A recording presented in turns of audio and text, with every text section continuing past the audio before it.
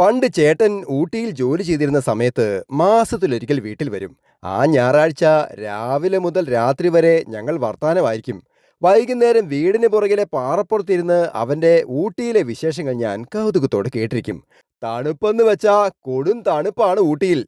രാത്രിയിൽ മൂന്നാല് ഷർട്ടും അതിന്റെ മുകളിൽ കമ്പിളിയും പുതച്ച് ആട്ടുകസേരയിൽ ഇരുന്നാണ് ഉറങ്ങുന്നത്.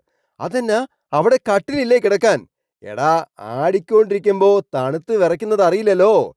രാവിലെ എണീക്കുമ്പോ വെള്ളമൊക്കെ ഐസ് കട്ട ആയിട്ടുണ്ടാവും. എനിക്ക് സംശയമായി. അപ്പോ കുളിക്കാൻ പറ്റില്ലല്ലടാ? ചേട്ടൻ ചിരിച്ചു. കുളിക്കും.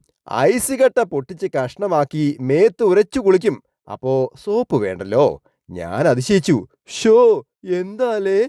പക്ഷേ പ്രശ്നം അതല്ല. മൂത്രം ഒഴിക്കാൻ പറ്റില്ലടാ. അതെന്നാ, ഊട്ടിയിൽ തണുപ്പത്ത് മൂത്രം ഉണ്ടാവില്ലേ? എടാ പൊട്ടാ, മൂത്രമൊഴിക്കുമ്പോ തണുത്ത ഐസ് ആവില്ലേ? മൂത്രം ഒടിച്ചു കളയും. അതേ പറ്റുള്ളൂ.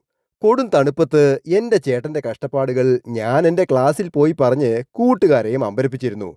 ഇപ്പോ ദുബായിൽ തണുപ്പത്ത് ചുരുണ്ടുകൂടി കിടക്കുമ്പോ അവനെ വീഡിയോ കോൾ ചെയ്ത് ഞാൻ പറയും, എണീറ്റ് മൂത്രം ഒടിച്ചു കളഞ്ഞിട്ട് കിടക്കടാ. Happy drawing, Sanish Divakaran.